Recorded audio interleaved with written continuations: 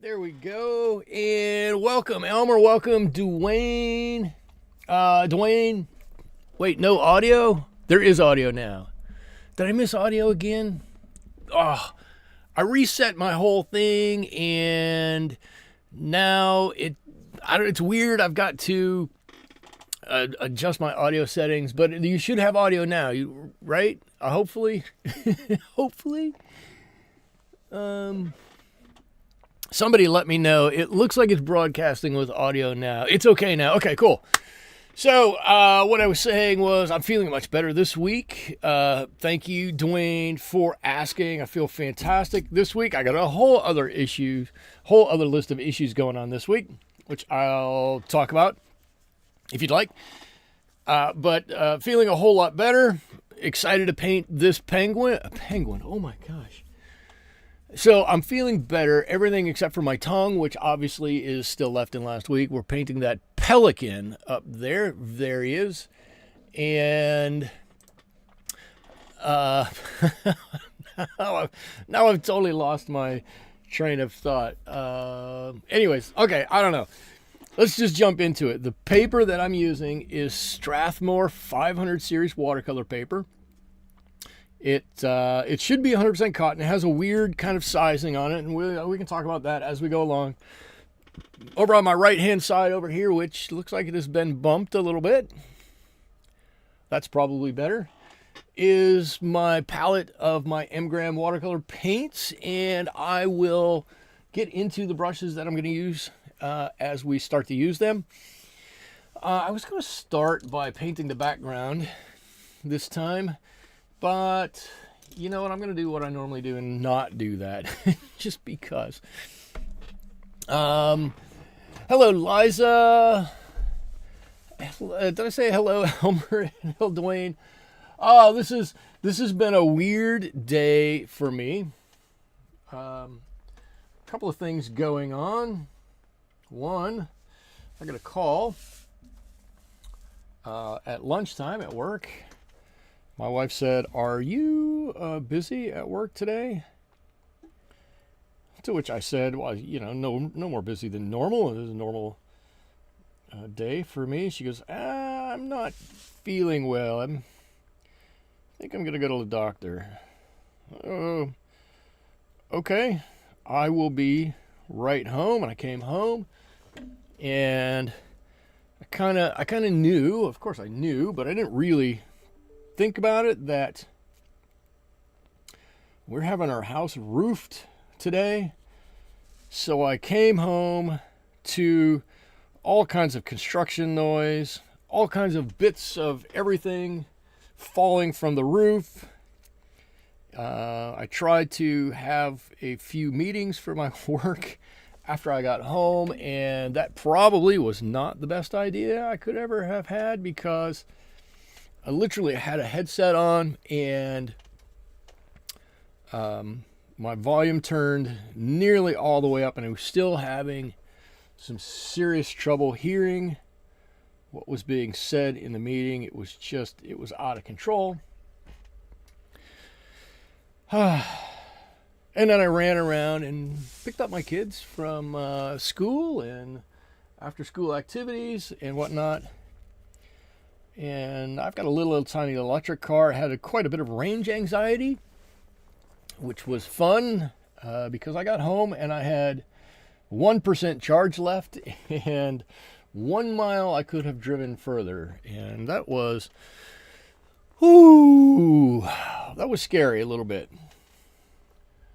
I do want to say that the same as last week, and I'm going to try to do this going forward, we are multi-streaming today. We're multi-streaming to Twitch again.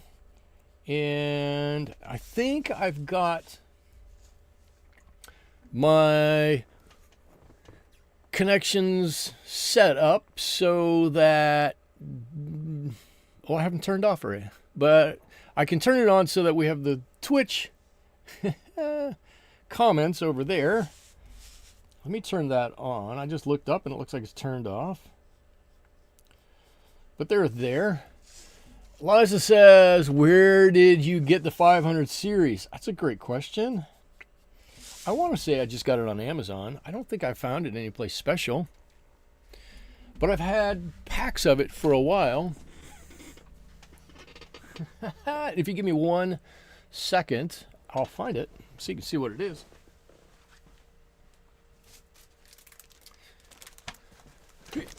Here it is. I remember... Ooh, well, this won't go in or out. Oh, it's stuck. I remember getting some good deals on it and buying some of these bigger sheets like this. 11 by 14. Comes in a nice pack like this, right? 500 series. Hot press, so it's pretty smooth. 100% cotton. So I got a big pack, I got a 9 by 12 pack, and I've got a 8 by 10 pack, something like that. It's nice paper. It's not brilliant paper, if I'm being honest with you, but it's nice paper. It's Strathmore paper. That's all I'm gonna say about it. I don't have anything really bad to say about it.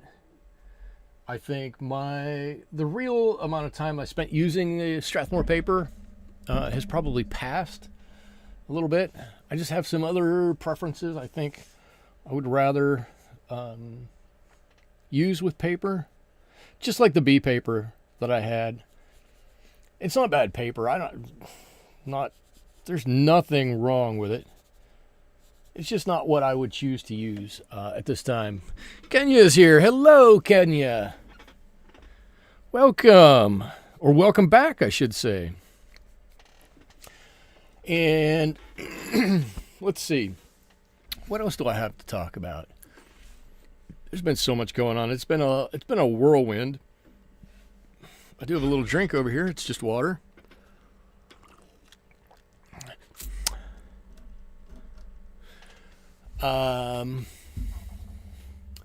I was on Twitch yesterday and saw Jennifer Newman over there got to have a nice conversation with her. That's always fun. She's great to hang out with for a little bit. This is still dry. Remember, we didn't do it. We missed a week, but next week is the challenge week, which is going to be Zion National Park. So I don't know if everybody's been to Zion or not, but if you haven't, take a look at some of the pictures. It's a beautiful area of the country, and I think you'll find painting it magical. It's a fantastic, fantastic place. Liza says, I don't like to practice with my best papers. I have them for when I have things worked out. I get that. I totally understand that sentiment. The other side of that argument is, if you never use your good paper, then it's always going to act a little differently, and you're not going to be prepared for what it does when things start to go sideways. But Liza, I'm kind of with you. I'm much more willing to play around with another piece of paper than my good paper. Though I think mine is just because I don't want to pay for the other paper. Watercolor paper is not cheap. It's gotten to be not cheap for sure. Okay, so I'm going to drop on some color here. And this color is just a little bit of yellow ochre and a little bit of burnt umber. And this is going to be the base color for his beak or his bill. Let's see, he's a water bird, right?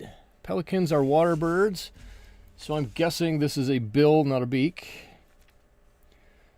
That's kind of the way I draw the distinction between them. With just a little bit of this brown, can move into a little bit of a brownish red. As we move down towards the bottom here a little bit, that might be a little stronger than I want. Excellent point, Liza says, excellent point, Michael. What she didn't say was, every now and again, something you say actually makes sense. And Liza, I know you wouldn't say that. I said that.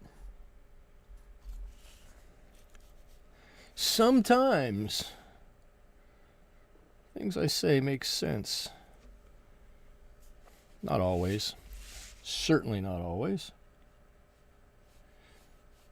So I should say, I started by saying we've got a lot going on here at the old family household, and we're getting a new roof. I just want to give a hooray for that. Because my roof has been slowly dying over the past number of years, and we've just been a little reluctant to pay somebody to fix it. You know, it's tough. It's tough. I say it's tough. It's tough in California because we don't get rain all the time, or at least in my area of California, we don't get rain all the time. So when it rains twice a year and you put a bucket underneath it and you go up on the roof and you go, well, I'm going to put some patch here, and well, we have to wait for 6 months to find out if it's worked or not. That's what's tough about it. So this past month we've gotten quite a bit of rain, and I guess it's because we have had people out to give estimates on the roof, and they've walked on the roof. But this last rain, I got up at 4:30 in the morning because I was awoken by drips of water in the house. And before I left for work, and I leave about 6 o'clock to get to work, I counted 30 drips in the house that needed to be patched. And so it was horrible. Oh my lords. Liza, congrats on the new roof. It will give you peace of mind. Well, we don't have it yet. We don't have it yet. In fact, we are minus even our bad roof at the moment. The roofers came today and they tore the whole thing off. It's gone. It's just bare wood up there right now. So I guess if we get a heavy fog, or if we get, I don't know, any kind of dampness, this is going to come right on through. Oh, Sudike, you're sitting there basking in some 5-degree weather. Yikes, yikes, yikes. That's too cold. So, Dwayne, you'll appreciate this. With the rains that we had this past weekend, I'm stalling, waiting for this to dry a little bit. With the rains we had this past week, last week, the lake that I normally go to fish at they closed it. It gets muddy, and they don't want you trudging around it to ruin the trails and whatnot. So it was locked, and it's been, I don't know, it's been in the low 50s, high 40s at night here where I live. So I asked my buddy, I was like, hey, you want to try to fish the lake over by where you're at? I know we can get in there, and I know we can throw a bait in. They won't block us out of that lake. And he's like, yeah, come on over. So I drove over to where he's at, and I kid you not, it's 20 miles away. And as I was driving there, I just saw the thermometer going dook, dook, dook, dook, dook, dook, dook, dook, dook. So I left my house, it was 55, and when I got to his house, it was 34.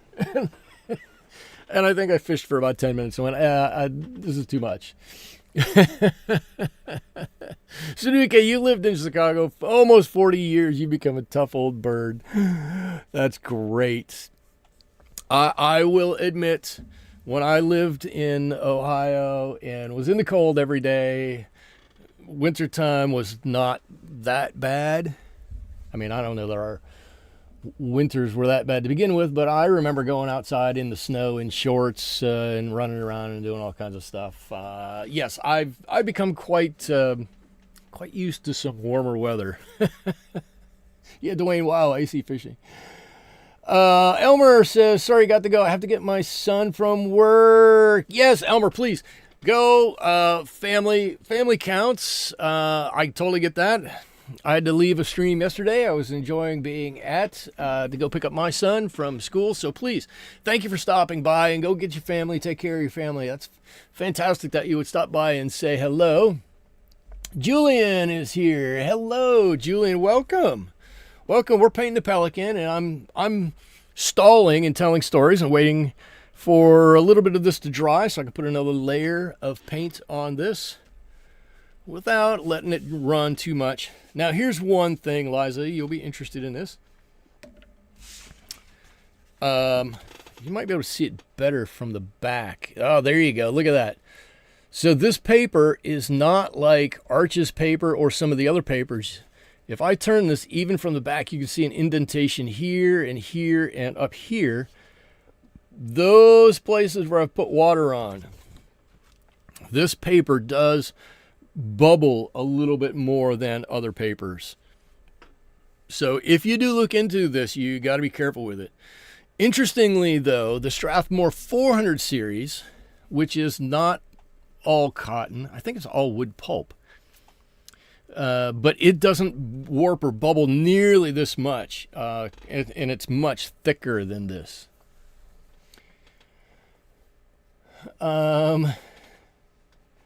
Kenya, I hope to have the 30s by the weekend. It will seem like a heat wave.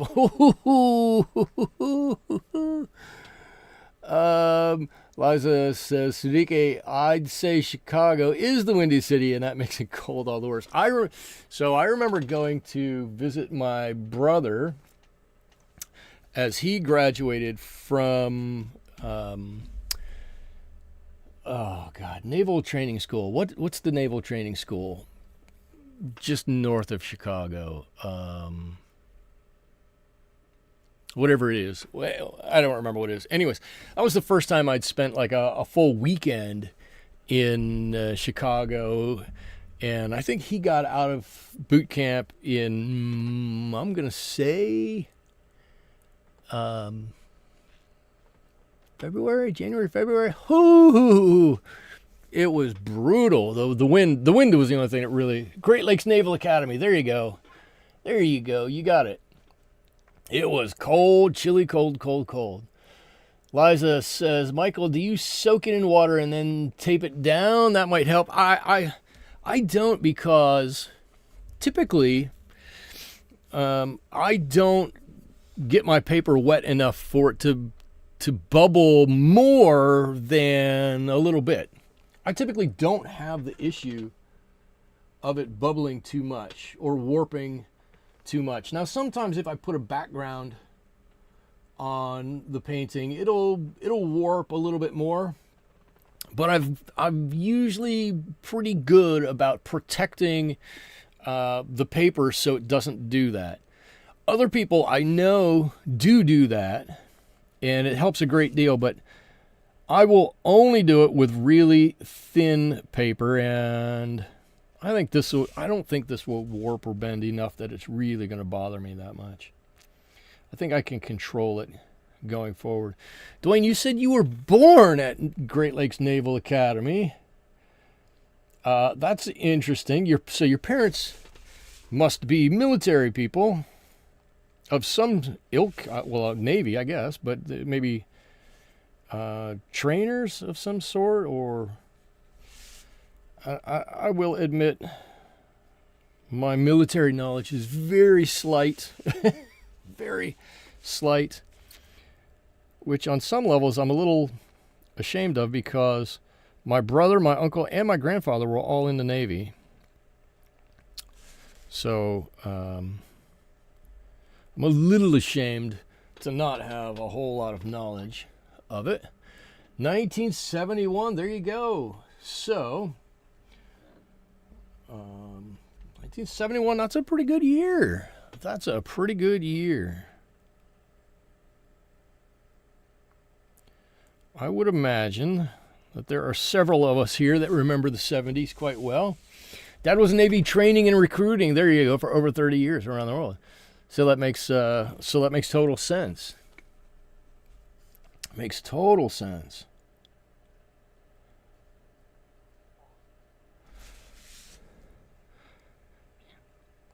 I used to love to sit around with my grandfather when he was still alive, and he was, I'm going to say he was part of the great generation. He served in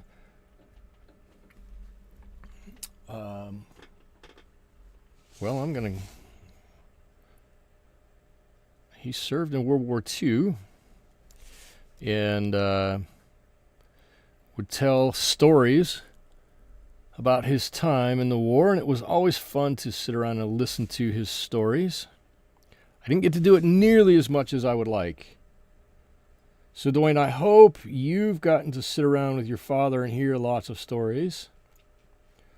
That's kind of one of the things that we don't do really well with, is listening to and documenting all of the stories of those soldiers.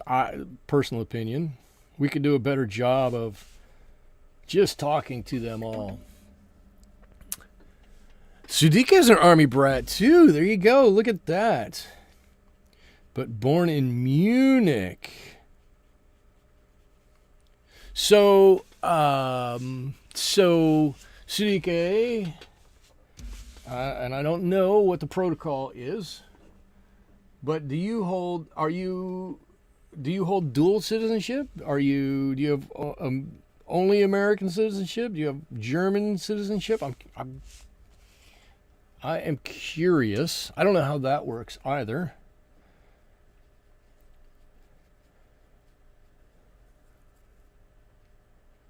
My citizenship class obviously was a little delinquent.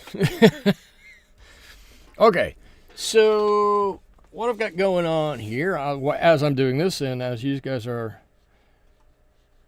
relaying military history to each other, which I think is fantastic, all I'm doing is I'm dropping in some base color. We're going to come back later and we'll add some other layers to this. We'll darken it where it needs to be. We'll leave it be like it is, where it doesn't need to darken at all.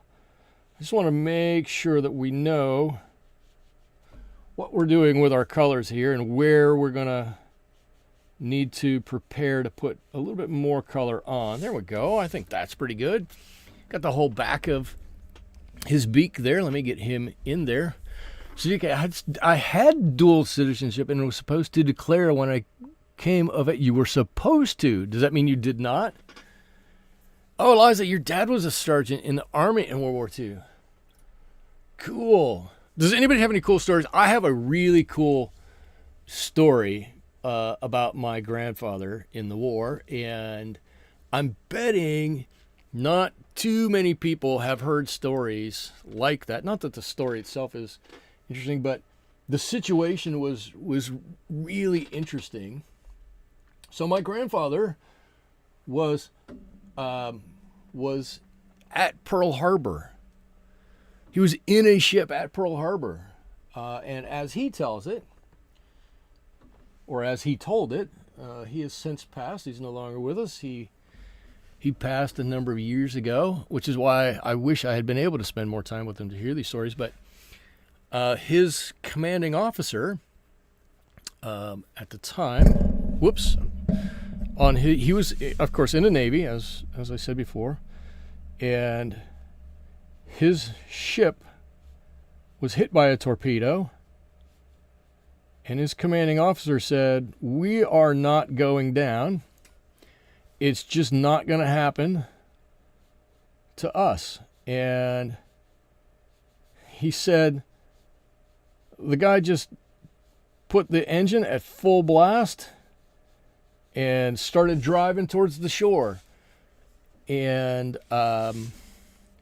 ran his ship aground, saved as many people on the ship as he could by running his ship aground. But what he was hoping to do, and which he did do, I guess, was get the hole in the ship that the torpedo made and get it above the water line. So he was like, we're just gonna go full blast as hard and as fast as we can, run the engines up, and we'll run it aground, and we're not losing anybody. And I was like, wow.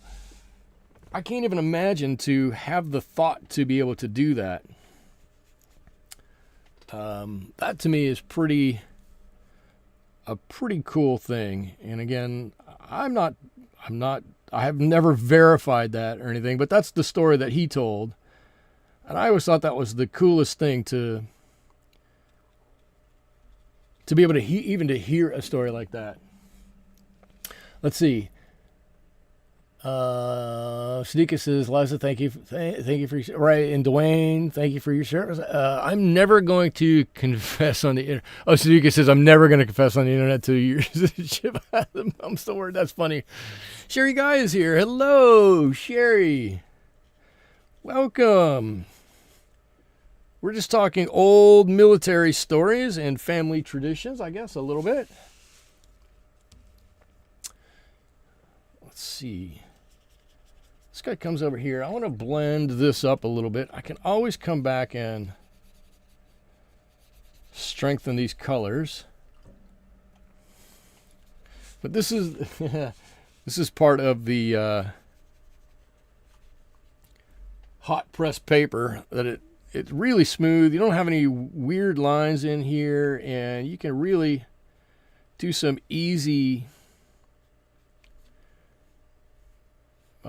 blending. Easy like Sunday morning. All right, there's a little bit of that, guy. So I tried to do a little bit of painting around some of the feathers that are down there. Julian says, your grandpa was a Vietnam vet. That's cool, too. I bet he's got some stories and maybe aren't... I was going to say, maybe we don't want to hear some of those, but I don't know. I think we do. And I think it was important for the vets to be able to say a lot of those, too. And we didn't, as a collective, we probably didn't let them talk about it nearly as much as we should have. Liza, we met some wonderful nurses when my dad and baby sister were treated at Walter Reed which was ultimately combined with Bethesda Naval. Wow. Wow. There you go. Good job, Dwayne. Giving Julian and his grandfather a nice salute there. That's nice. The hospital care was great. Dealing with Tricare was a nightmare. Wow. Okay. Actually, I'm glad we got some of that to talk about some of that. Like I said, nobody wants to go to war. Nobody wants to relive it, but I think we as a society have shunned those people maybe a little bit more than we should have, and we should have invited them back and given them more of the hero's welcome than we did. All of them, regardless of what war or conflict they fought in. Just my opinion. I just think we haven't done our vets right over the years, and I wish we would correct that a little bit more. All right, so I'm just going to say this now. You're seeing me paint, and I'm only going over to the side here a little bit. The reason for that is that I've kind of erased it a little bit. I put a bit of a border on here. It's very light. Where's the darkest bit? Let's go down here. The color will probably help a little bit. You see I've drawn a border line on here so as not to go outside of that too much. Then I basically know if I want to frame this, it's just going to pop right in a frame just like that, and off we go. Susie's here. Oh, okay, did I say Susie's here? Too many homeless vets on the U.S. street. There are too many. If there's one, that's too many. They have. I always think the vets, if you're willing to do what you've done to give your life for the country, we need to give back to you quite a bit, and we don't. What's always bothered me is the way that we're just kids in a living hell. Okay, Sudike, I'm sorry. I hope TRICARE worked out some kinks. My friend's son recently needed to use it recently. It was fine for him. We can only hope that we can do that for everyone. There you go. Oh, and then the next one. Okay, from there. One of my sisters contacted Hillary Clinton's office for help. I don't know if Clinton helped. All I know is that we suddenly stopped having problems until the day my sister passed away. Well, that's... I don't know if she would or could have helped either, but hey, at least you got the help. At least for a short amount of time. And Julian says... He's never really talked about his time in Vietnam, but he did tell me that when he got back to the States, he buried all his medals because they reminded him of all his friends he lost. Yeah, see, that's why it pains me to hear stuff like that. That's exactly why we need to talk about it, because, oh my God, it's such a hard thing that they went through. Let's help them out with it. Well, that's okay, but... I'm going to get all worked up. It pains me to hear stuff like that. We should be better as a country than that. Okay. But I don't think we're all here to hear Michael's philosophy on life. Which, in fact, I am certainly... We cannot know the hell they went through. That's true. It was tough, and now you guys get me started again. And for a long stretch of the Vietnam War, they just kind of went, because they were all so young. And they went, "Hey, you kids, just go out there and do what you're gonna do." And I think they all tried their best with the limited resources they had, and it just wasn't a good situation for them. It wasn't a good situation for us. It wasn't a good situation all around.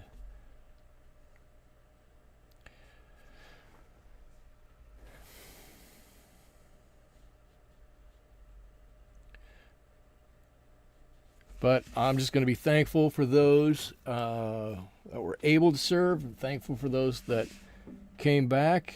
I tried to tell them thank you when I have the opportunity, and I wish I could thank the ones that didn't make it back. Those are the ones who really probably deserve the thanks even more. Okay, so I'm going to take some of this, this red, orangey, yellowy color here that I have, and I'm just going to start adding a little extra color to his bill here. If I look at this reference photo, there's some washed out areas, but there's some definite color on here. So I want to add another layer of color.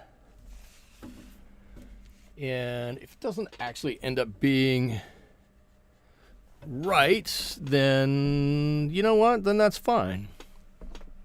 We'll deal with it as it comes up, and we'll adjust, and we'll move on from there.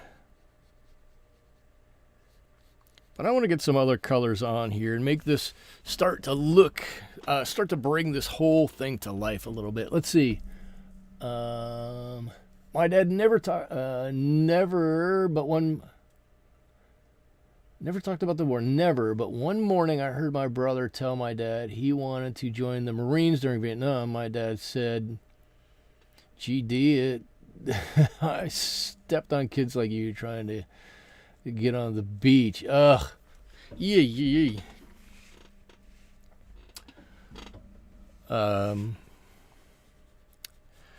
Yeah.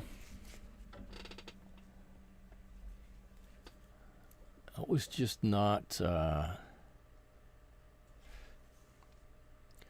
don't know. It was tough times, right? It was tough. It was probably tough for everybody.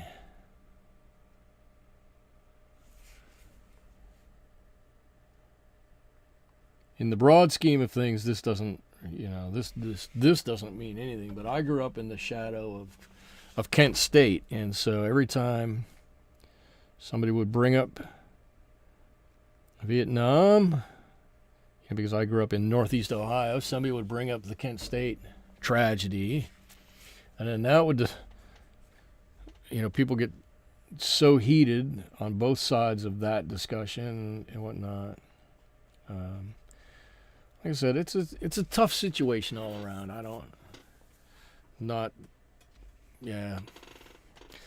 Okay, what do I need to do here? You know what I need to do?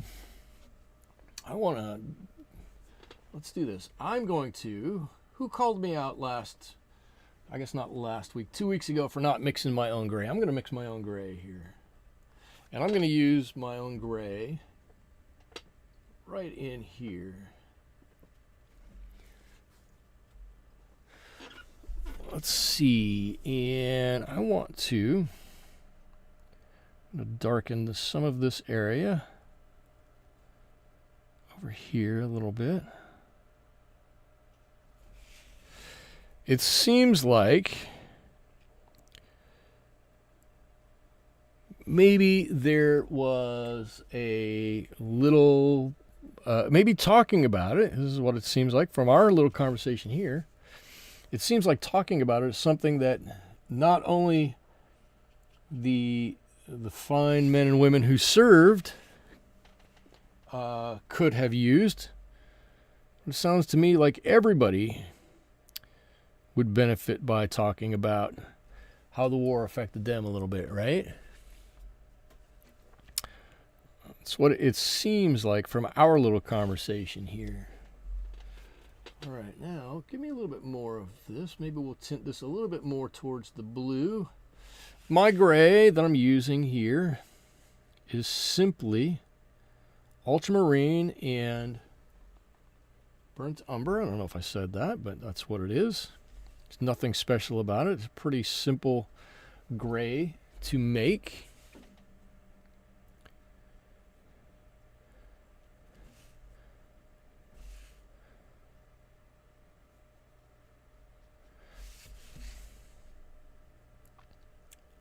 I think this homemade gray is gonna help the look on his skin here a little bit. Wait, Sudike is giving sound advice. When I was 18, I told my dad I wanted to join the army. My dad said, "You don't respond very well to authority. You might end up spending your time in Fort Leavenworth." I was asked if I wanted to join the armed forces in high school. You know, you got to register. I think you still have to register. And that was my one big thing. Yeah, I don't think the Army and I are going to get along all that well. I'm not a big fan of push-ups, and I'm not really a fan of people telling me what I should be doing and what I shouldn't be doing. And I think anything that comes of it is going to be bad. And I think the Army recruiter came to my school, or was this an Army recruiter? I think it was an Army recruiter. Kind of was like, yeah, okay, maybe you're not cut out to be in the military. I don't know. He's probably right. Well, both were probably right at that point. Okay. Just doing some gentle blending here. Gentle blend. And I do have a question for you. And I need to ask this question because this is a very important question. Do you know why this is the most positive animal in the animal kingdom? Yes, I'm changing the subject here a little bit. This is the most positive animal in the animal kingdom. Does anybody know why? I'm going to give you a second to figure it out.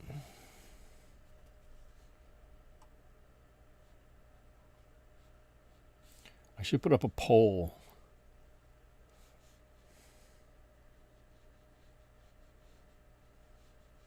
Actually, we need Minty and Thirsty for a brew back here. They were the ones who did all the jokes. No, why? This is the most positive animal in the animal kingdom because it's a pelican, not a pelicant. Boom, boom, boom.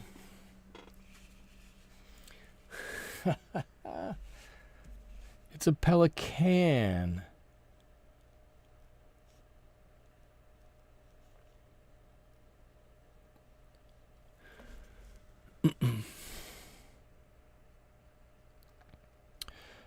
All right, so maybe jokes aren't my forte. Suzuki, your dad, let's see. Suzuki, your dad was wise. Let's see. Being told what to do was not the problem. The problem was that my dad once told me, question everything. Sherry says, he can hold enough food in his beak for a week. He might be able to. He might be able to. I actually, for years and years and years, my fantasy football team was the Pelicans. In parentheses, not the Pelicans.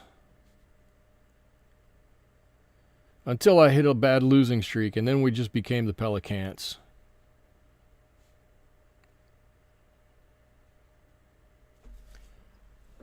But that's okay. It's just fun, and it's just with friends.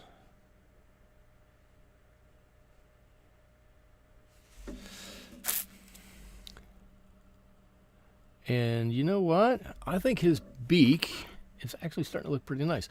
I do need to get a little more color in here. I might have to come back with a little bit extra stuff in here. You Cute joke. Dwayne says, cute joke. Dwayne says, did you say you're using hot press? Is that what I normally use? Yes. Dwayne, that's a great question and a good catch. Quite honestly, when I pulled this out, I looked at it and I was like, man, this is awfully smooth. It is hot press. And no, I don't normally use hot press paper. What possessed me to ever buy hot press paper, I couldn't tell you. But I have it.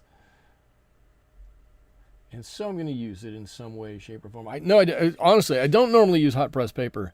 When I first started painting, I would use it fairly regularly. I was experimenting with what I liked and what I didn't like. In fact, I would oftentimes use multimedia paper, which is very similar to hot press paper. And I've used it a lot. But over my time and with more experience, I just kind of determined that, yeah, maybe hot press paper isn't where my strong suit is. I like the nooks and the crannies and to some extent the granularity that you get with a bit of the cold press paper. I think the rough paper is probably for me a little too rough, so I don't much use rough. Though I do still like to try to experiment with it a little bit, but I don't use it all that much. I bet I could count on one hand in the past number of years, the number of times that I have purposely used a hot press paper. And that's no stab against hot press paper. It's a personal thing. That's all. I've used some that probably hasn't been that good, and it's hard to control. And it may have been that I've been more used to using a little bit more water with the the cold press paper. So probably a combination of both of those things have kept me from using hot press probably as much as I should. I will admit that my style of painting probably lends itself a little bit better to hot press paper. So on initial pass, you would think I would probably use it a bit more. I haven't found the hot press that I like. And I will tell you that I have used Arches hot press. I have used Fabriano hot press. I have used, obviously, Strathmore hot press. And, God, who was the other one that I used to use quite a bit? There was another paper manufacturer that I used to use. And I just never found the one I like. Sudike says, I still haven't figured out if I like it. Yeah, I think, I'm trying to be fair to hot press paper. I think if I were to do more multimedia type stuff, I would probably like hot press a lot more.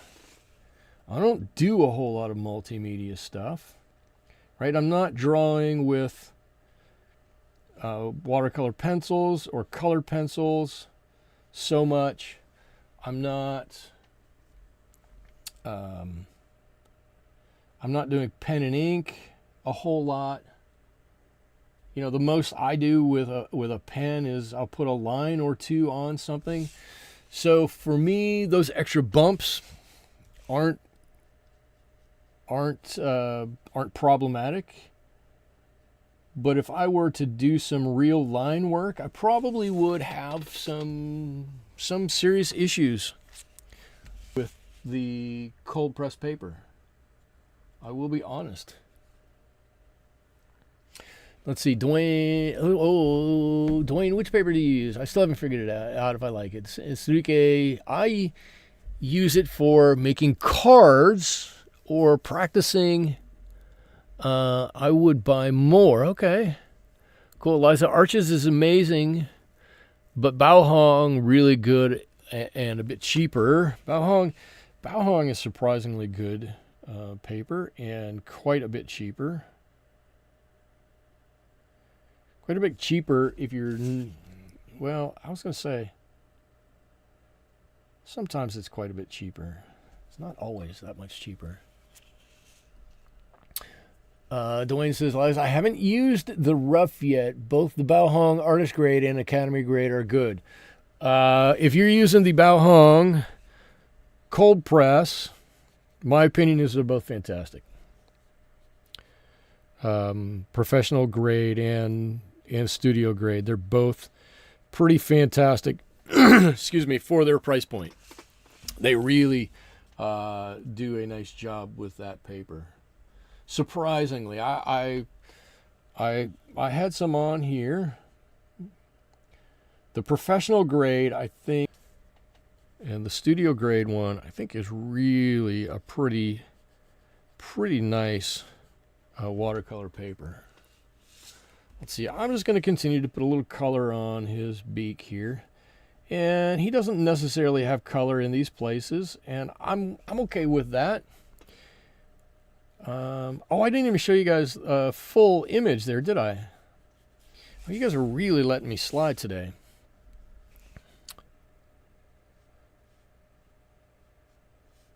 So let me do that. Let's see if I can get this on here. Is it going to come out anywhere close to what we want to see?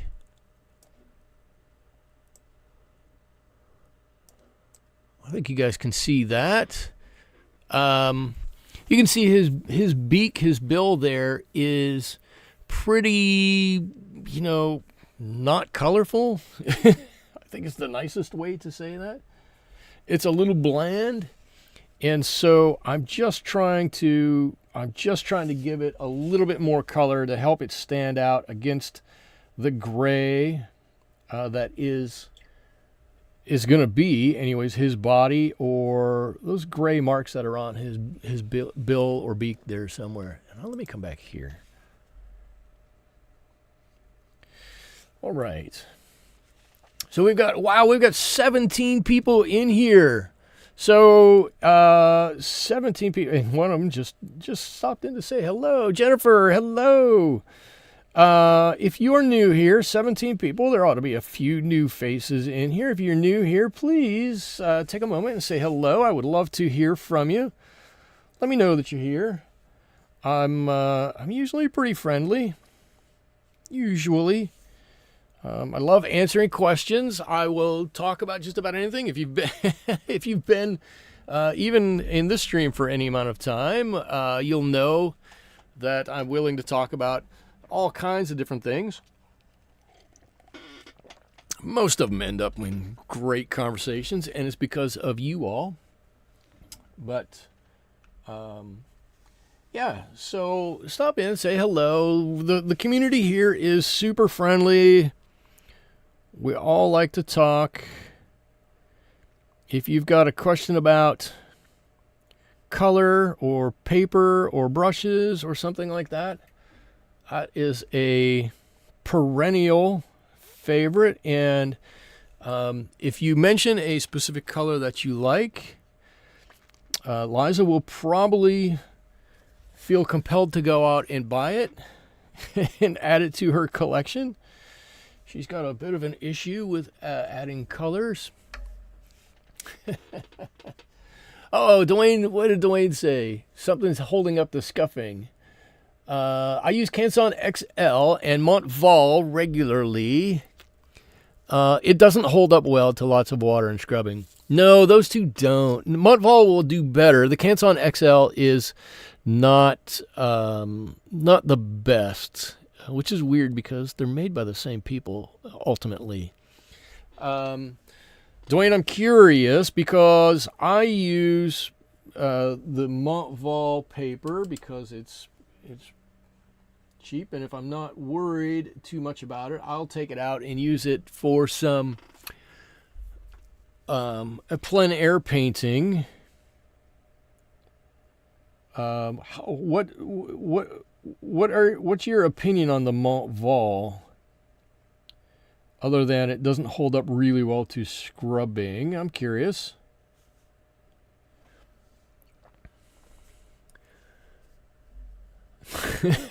Kenya says Daniel Smith Aussie Red Gold. Oh, Liza says she's reined herself in from buying so many colors. No, say it's not so. Say it's not so. I have to say, I dropped my son off at his community college class a couple of days ago, sometime last week or whenever it was, and I was like, I'm going to go into the bookstore because I've taken a class or two there, and as I remember, they used to have some pretty decent watercolor supplies here at really pretty good prices. I bought paper there, I bought paints there, I bought all kinds of stuff there. I walked in and they had giant tubes, not quite this big, but you know, what's this one? This is 59 milliliters. It had to be like 20. Don't they have like a 23 milliliter size? It's about half that or something. Anyways, they had a whole section of the big tubes of Daniel Smith watercolor paint, and I was like, "Oh, do I dare buy any of those? I don't know." But I like my M grams. Okay, cool. I'm looking up there on my monitor, and I like the way his beak is looking here. I think it's really coming to life. I don't know that I'm going to do too much more on here, but we do have a little bit more to do on his head before we move on to some other areas. And I'm just talking and painting, so I hope nobody's put off by that. Dwayne says, I like Montval above all other wood pulp papers. Very affordable, and my paintings have turned out okay. There you go. Michael has more watercolor paint than all of us put together. I don't know if that's true. That might be a lot of paint. But I do have quite a few. And I'm not going to pull them out tonight. Some night I'll pull them out. I do have an issue. I've got a problem with collecting watercolor stuff. But it's all for a good purpose. My real problem is that I have a problem with brushes. I love brushes, and I've probably got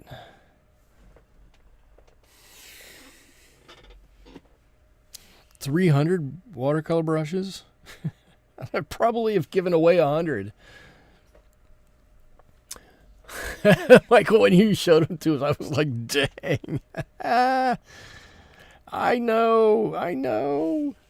I told my wife I wasn't going to buy so many anymore, and then she made the mistake, right? So I'm not blaming this on myself. It's clearly not my problem, but she made the mistake of buying me a fishing license after years and years and saying, I think you ought to take up fishing again. Well, I mean, part of that is she knows I don't golf much anymore because my back is a little icky. So she was like, well, you should take up fishing again after these different years. And so I've kind of shifted from buying paints to buying baits.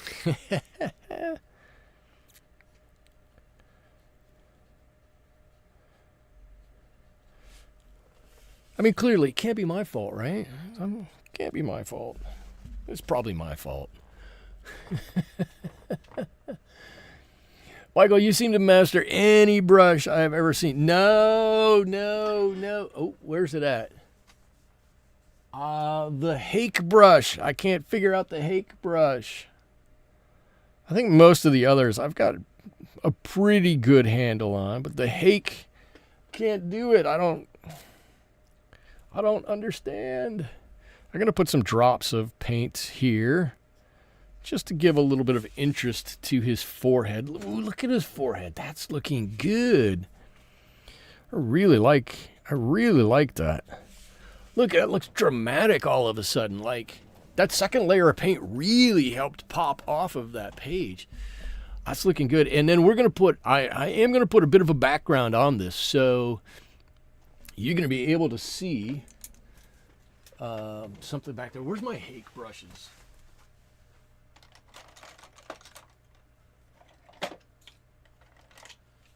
Look, I've got a few. This is the one I've used the most. You can see it's all stained and looks nasty. I've never even used this one. And this one I've used plenty, but you can't tell. I just can't, I don't know, I can't quite figure these out.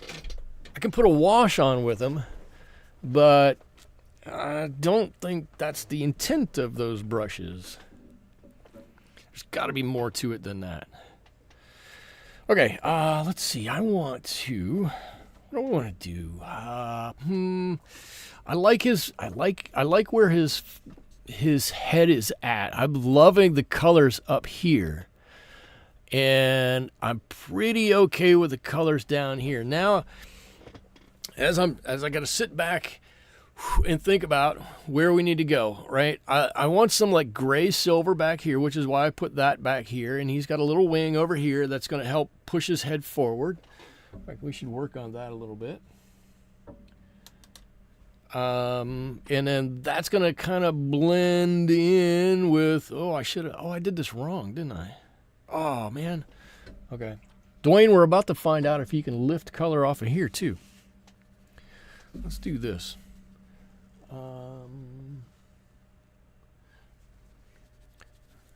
I'm just looking to see if I have a little stiffer brush. Those are all squirrel hair over there. None of those are going to help. Oh, this might end up looking a little funny because I wasn't paying attention. I meant to paint this bit up here separate from everything else. Well, all right, we'll figure it out. Let's see. I bought a kind of cheap set of grabby watercolor quill brushes, and I'm actually very impressed.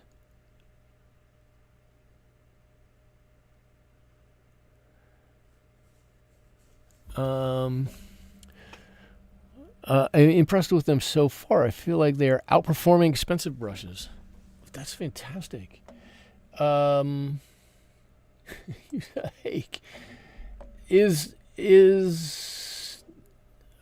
have to ask, hold on one second, is this stream still coming through okay?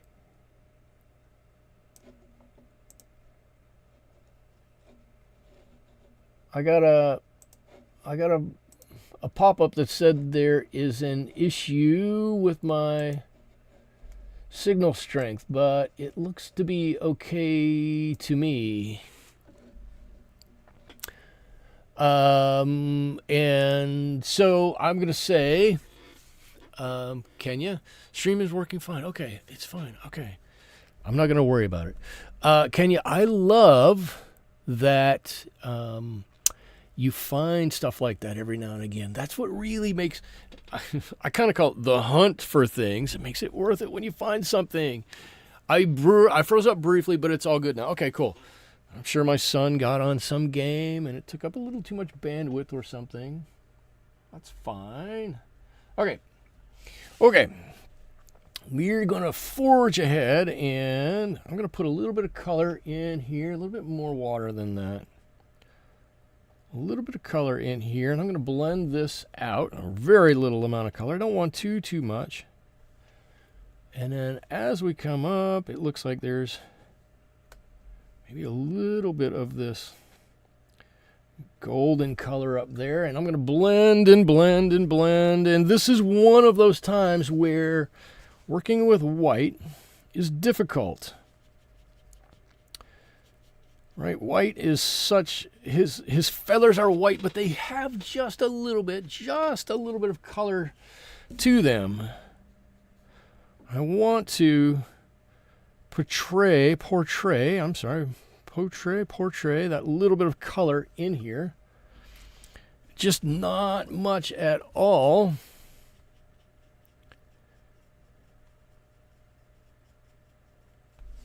Little tiny bit, and this is a little bit of gray that comes down here, and that's going to blend in. So we who said, Liza said, we need more thumbs up. Thank you for saying that. I think we, oh, okay, he's looking good. I need up here, you know what I need up here? Watch this. This is exactly what I need up here. I need some shape to his head up here. I'm going to pre-wet this a little bit, and I'm going to get some of this really light gray. I'm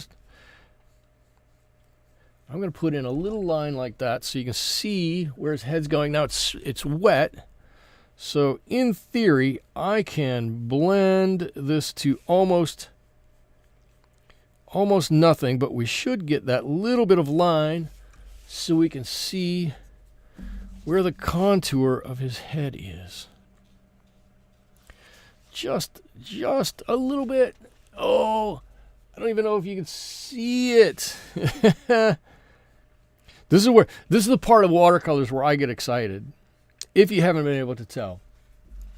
These little things.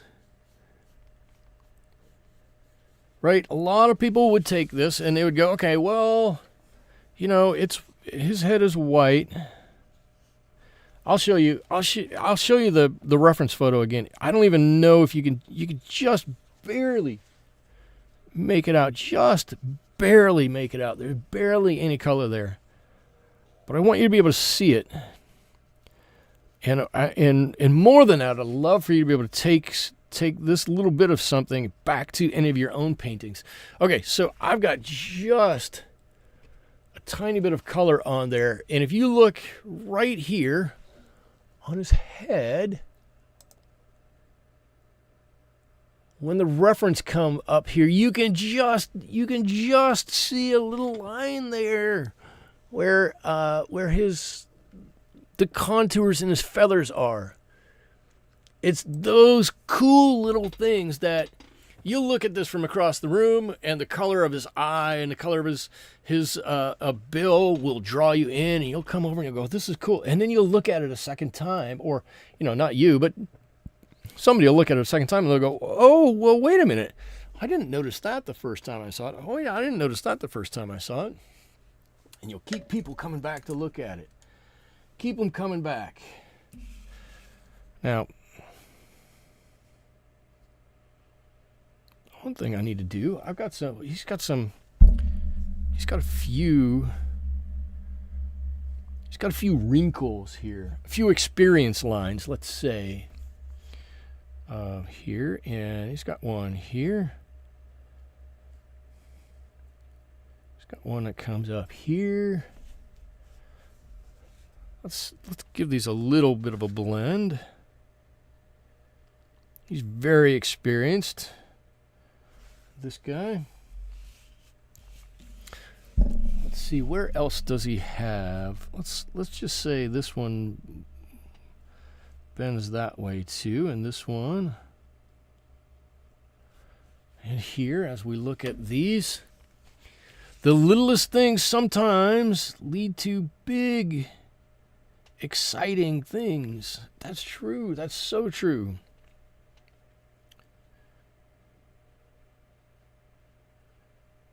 Some of these little, I'm running out of a little bit of paint here. Come on. Some of these little lines in here.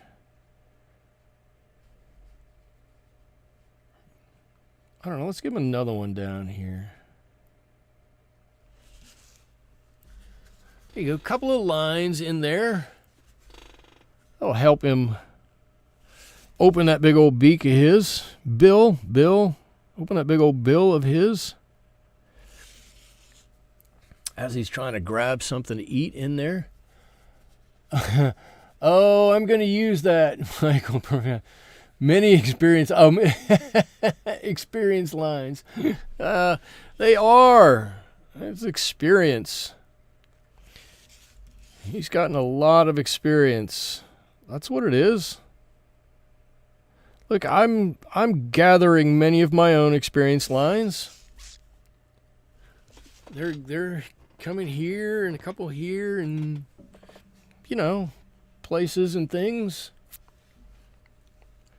I'm not worried in the least. Okay, so I need to do some fixing up here. I'm going to do this. I'm going to try to do this.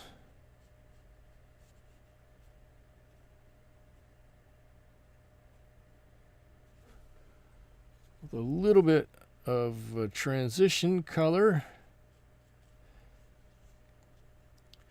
here. And I probably really need to mix up some more of these colors. A little Paynes Gray in there, a little Sepia. Let's let these mix and become pretty happy. Where's my own gray over here? Let's get some of that in there too. Let's let all of these colors, the only thing I want to do is keep this nice and light. Maybe I should have used Cerulean Blue. I would have kept it a little bit lighter. Oh, I got that error again. Okay, so if you guys are seeing me buffering, I apologize for that. My computer's been freshly restarted. I didn't restart my router, but I would think that it wouldn't be too bad. And we're over 20 people now, so there must be a few first-timers in here. If you're a first-timer, I would love to be able to say hello to you, so put something in the chat just to say hello. Let us know that you're a first-timer here, or if you've been here before and you haven't spoken up, love to be able to say hello to you.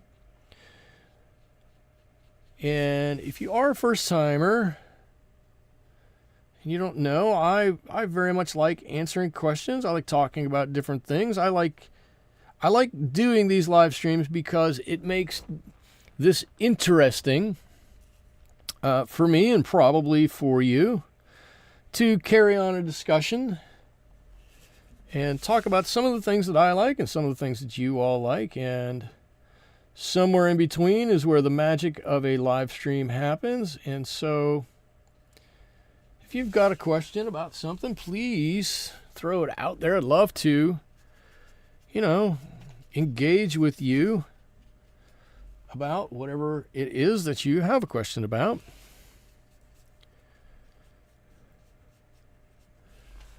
All right, I think I've got some nice color around his neck here.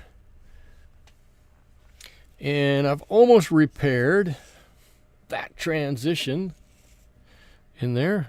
I did make it a little darker than I wanted, but that's okay. And I'm going to make his wing area over here even lighter, right? This area, I don't know if it's lighter. It's not lighter in the reference photo, wherever that reference photo has found its way to, but that's okay. There you go. I've only got to go that little ways because this is off the page. Only got to go over there. That's another nice thing about having those lines on there is that I know where I can stop painting. I never knew, right? So I'm not a traditional artist. Really, by any sense of the imagination. I barely take an art class, but what I think is interesting is that if you put that border on there, you know where to stop. If you don't put that border on there, sometimes it's you have a little trouble. Do I paint to the edge of the page? Do I just paint to where I think I should stop? How do I do this? I don't know, because nobody tells you. And the reason nobody tells you is because there's not really a rule about it. I guess the rule, if there is one, should be or would be, paint to the area that you want it to go to. But if there are not defined areas, that's a hard thing to figure out. Or can be a hard thing to figure out. All right, so now, right, so let's do this. Right. Whoa, that might be too much. I was going to say, let's drop in some interest into there, whether that be a little extra bit of water that gets dropped in, or a little bit of extra color that gets dropped in. Something in there to add a little interest to that. I got a couple of drops in there. That's going to mix and get happy. All right, I got a couple of things that we need to do before we can even consider painting the background. And we can do that while we're waiting for this to dry.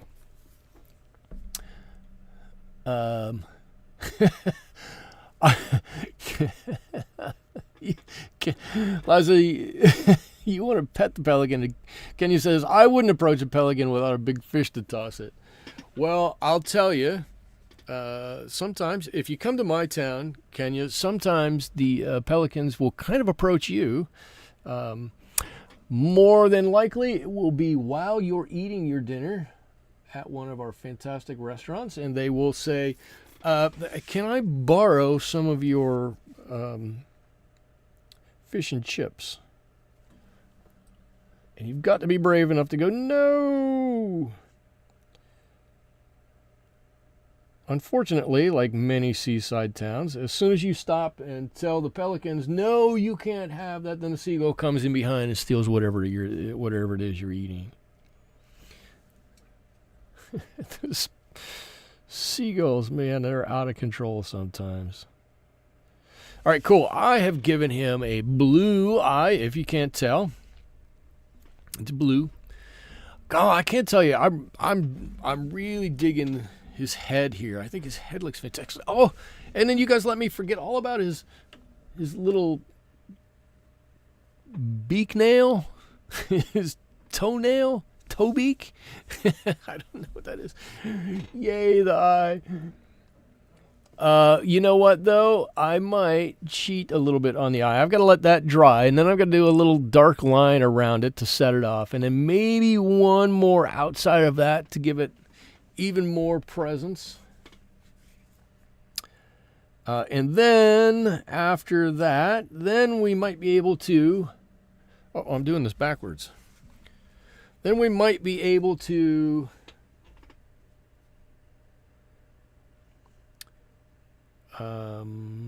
enhance the color of his eye, and then, and only then, probably can we put in the highlight, which is what everybody likes, the highlight. Natalie is here. Welcome, Natalie. I was wondering what happened. I just figured you were busy with life, but thank you for stopping by. There we go. Oh, he doesn't look too bad. He's got that little bit down here. Give me a little bit of the sepia. I think if I put a little sepia up here. So the one thing that we haven't talked about, that we're going to have to talk about at some point in time, although it's not the conversation that I think is as important as some people do, is color harmonies. We have a lot of choices of a lot of different colors, and why did I pick the colors that I've chosen, and why didn't I choose other colors, or why don't I mix in other colors? I've got some pretty strong reasons for some of that. that we can go into, but I personally don't like my color palette to extend too far, and I've already got quite a few different colors on here that are, I don't know if they're competing. Oh, look, I didn't get that as nearly as nicely as I thought I did. But they might not be working quite as nicely together as I had thought. Oh, that's going to bother me that I did that not the way I wanted to. Your grandparents, no, your grandkids, oh, Natalie, oh my gosh, I'm reading it wrong. Your grandkids and their parents, who are your children, are visiting. Is that right? Do I have that right? All that talk about birds and food makes me think of eating soft-shelled crabs on the wharf in Baltimore. Ooh, that. Okay, now we're getting somewhere. That sounds good. I think they just closed crab season here. I think we didn't have it for very long. I don't know, but I do know that there's a little fish market that I walk past on the weekends when I walk down to the seashore. It's called Giovanni's. It's a fantastic little fish market, and they have a big tank out front. It's got a roll-up gate on it that they close at night, and they pump seawater into it onto the crabs, and you can come and look and see every crab. If you want to buy a crab, you can pick out the one you want. They'll come out and pick it out of there for you. It's kind of fun. Yep, my grandkids bring my kids to visit. That's great. Uh-oh, Julian, that's horrible. What happened? One thing I was told growing up was to never give a pelican an Alka-Seltzer. I heard that too. I never understood why. It made no sense to me until I saw a video of what happens when you do. The poor pelican goes kaboom. I don't know if it goes kaboom, does it? But it definitely helps them expand in ways that maybe they shouldn't be expanding. Okay, I think what I'm going to do at this point in time is I'm going to clean off this whole side over here.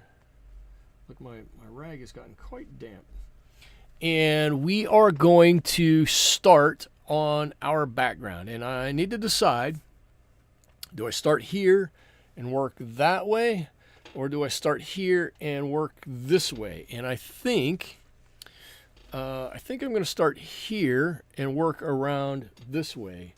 But it's going to take a bit of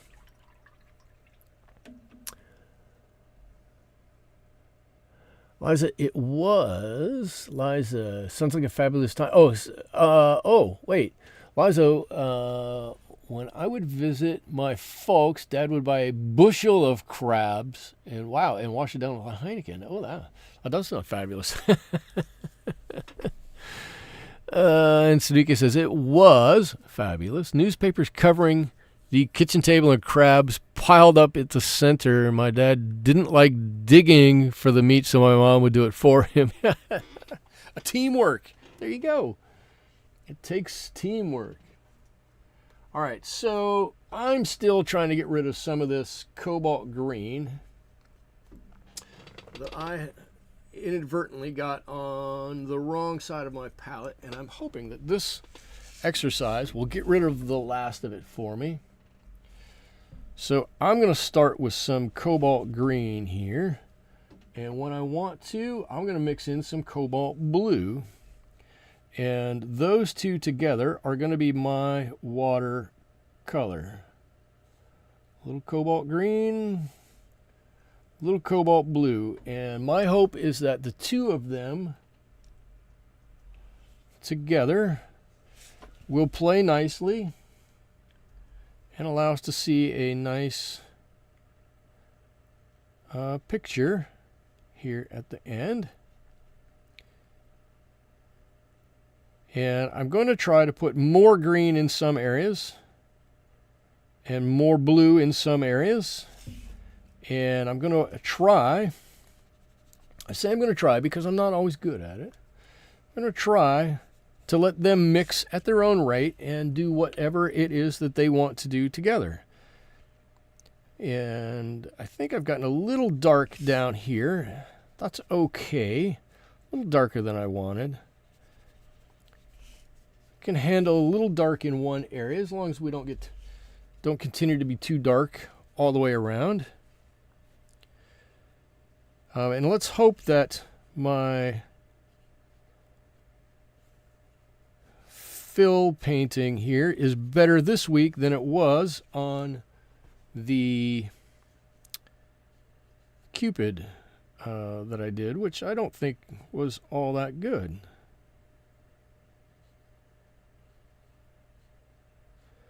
Just going to paint in some hairs for him. Let's see, Cobalt Blue. Let's get a little bit more of that blue up in this corner. Some Cobalt Green. If you're asking a question right now,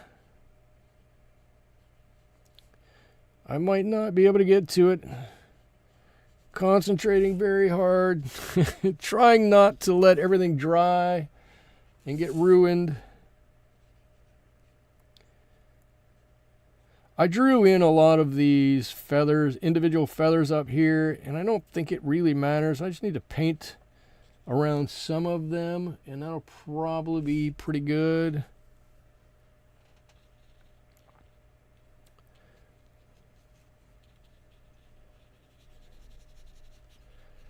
Trying to keep a wet edge. All right, all right. Already I can see. Oh, is that the right blue or the wrong blue? Oh, I think that's the wrong blue. So we'll work with it.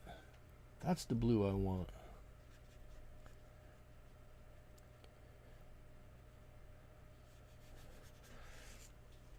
This should help everything stand out back there.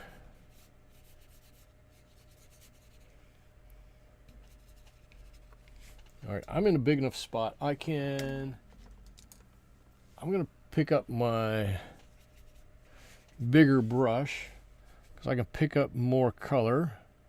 And I don't have to worry about these small little spots. This is where I really like these mop brushes. Boy, do they hold a lot of color and a lot of paint and a lot of water on them. And you can fill an area like nobody's business. You just have to keep that wet edge and keep it going, and we can get a lot done.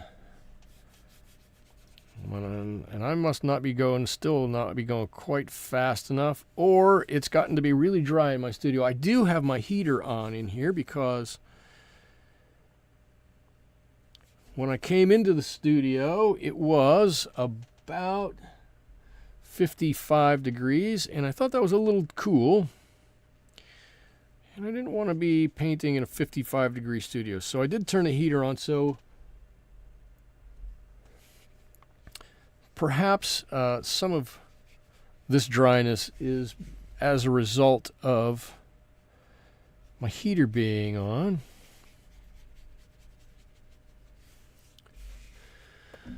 Okay, all right, we just got to get around the corner here.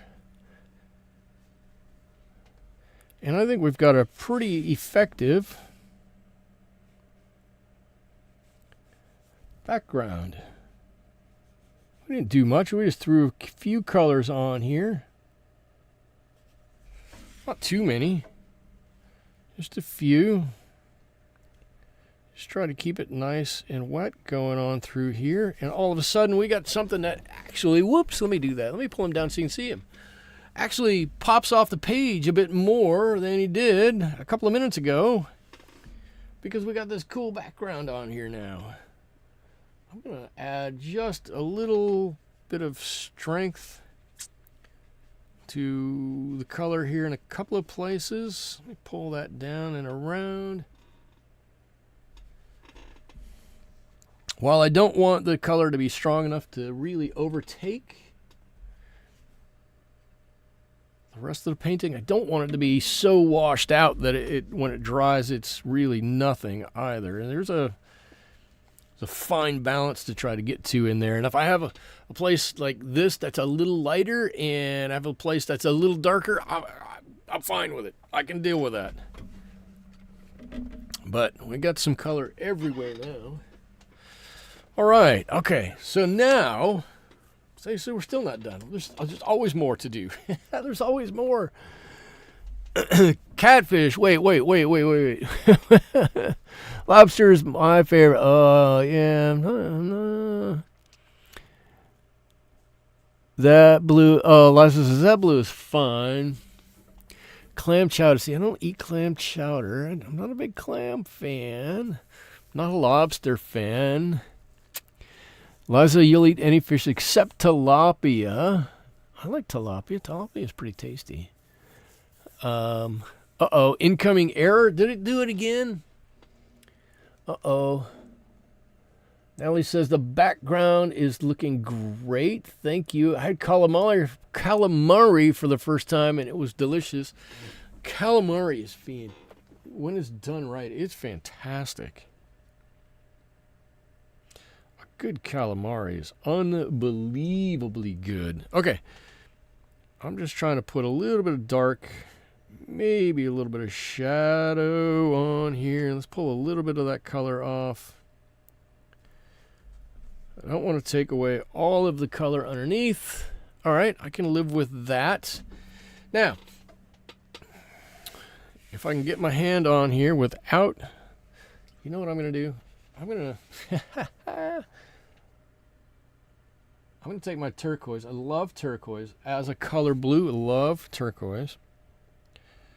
And I'm going to give him a little extra turquoise in here on half of his eye. And if I can blend some of that out without taking all of it away, I'm going to count that as a win.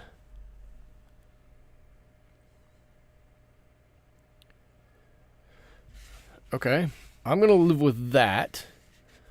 I think it's going to give his eye just a little extra interest, and we're going to put a little dark around his eye and maybe a little line over here, or, a little extra wisdom line over here. But now's the time when I need to look and go, what else do I need to do to this to make this what I want it to be?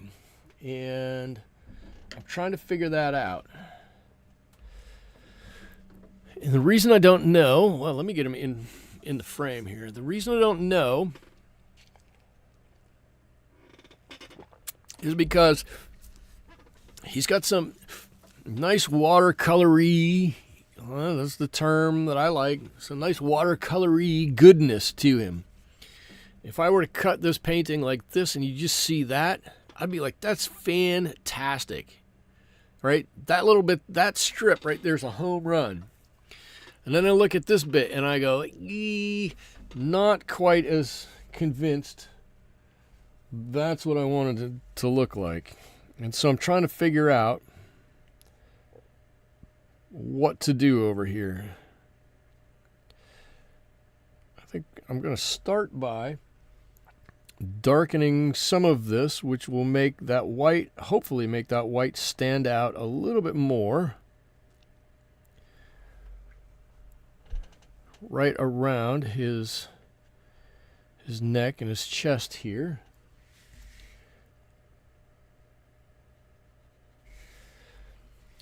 And normally what I would do is I would negative paint some feathers on here. And I'm not opposed to that. I'm really not opposed to that. My only problem with that, I say I'm not opposed to it, and then I go, well, but here's the problem. Here's why I'm opposed to it. Here's my issue with doing that. Pelicans have these smaller feathers in so many places and not big feathers. And I like doing that with big feathers because big feathers leave a more dramatic impact.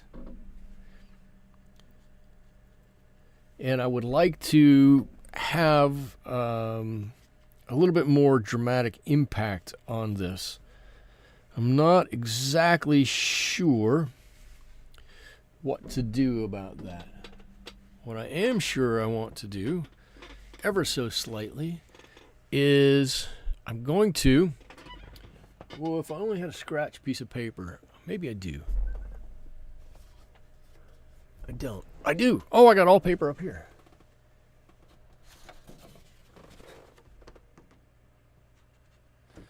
Is I want to do a little bit of dry brushing. Oh, you know what? I just thought about it. Dry brush isn't going to work. Or it's going to work very badly. It's hot press paper. You can't hit the ridges on hot press paper and make it pop up.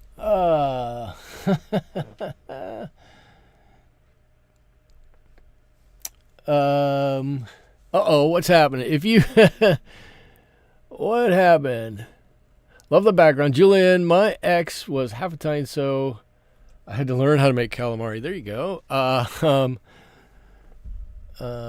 If you stay in this chat long enough, you will discuss many subjects. That's true. You're gonna get a lot of different subjects here. It is an eclectic group. I have more fun conversations with you all than most of the people I know. Well, that's great. That's great.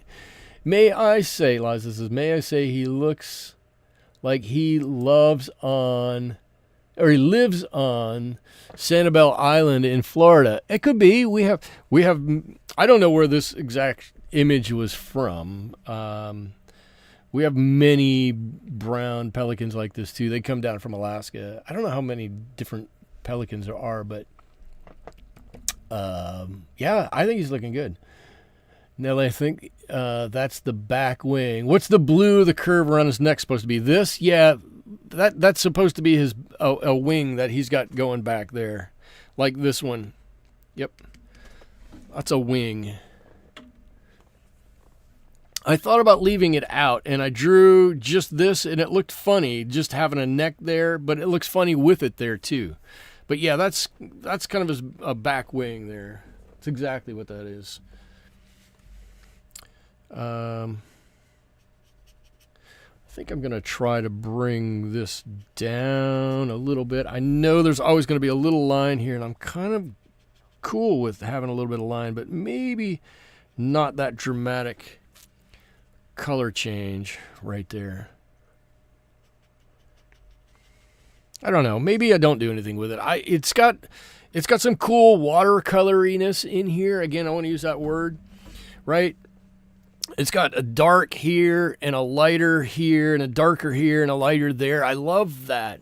That's something you don't get out of everything. And that's one of the things I like up here on his head. I put those extra dots of color on his head up here, and it gives a little extra oomph, a little extra pizzazz, the little extra sizzle to whatever it is you're painting.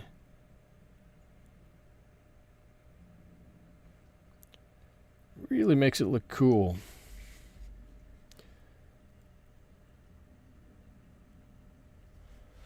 All right, there's an eyeball. And now, do I have a really tiny little brush? I do. Really tiny little brush. Come on, get a little bit of paint on here. Shoot, I might even want to get a little bit of red in that paint. There we go. And sometimes you don't need too much.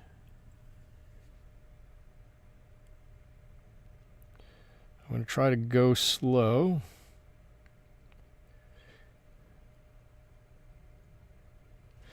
You just need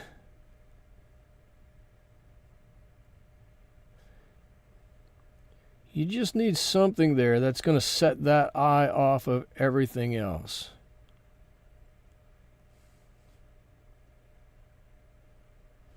And then, of course, right, of course, I know I did that all upside down. Eye boom. Eye boom. Yeah, but the eye boom isn't here quite yet because this is really the eye boom juice. Oh, I hope that black is dry.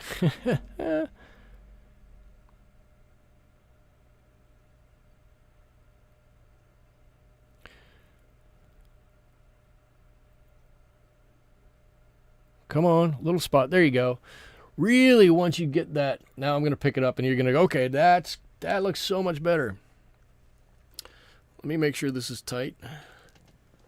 So I know it's tiny, but when you get that highlight on there like that, that's not even the highlight that's on the real thing, but when you get the highlight on there like that, it really makes it go swang, pop out a lot. All right, maybe that's not the real noise, but I think it's pretty close. I'm going to pull a couple of these lines in a little further. All right, maybe this. Just a little detail here and a little detail there. There you go. I just want to extend that, make that little spikier, less groupier. Is that a word? I don't know. The eye accent. There you go. Yeah, Dwayne, you love adding the gouache highlight. The gouache highlight in so many instances is going to take what is an eye and it's going to make it an eye. And I am going to sign this one. Call this good. And before we talk about some good and bad, I want to turn this over and show you that. Look what has happened. That's the better way. That catches the light a bit more. Even though it's got some warps and some ripples on there, and you can see them, it never got too bad. I usually do a pretty good job about controlling the color on there. So it's not too bad. Okay, let's see, Liza. I've been adding more gouache to my painting, and it's your friend. There you go. It's your friend much more than green.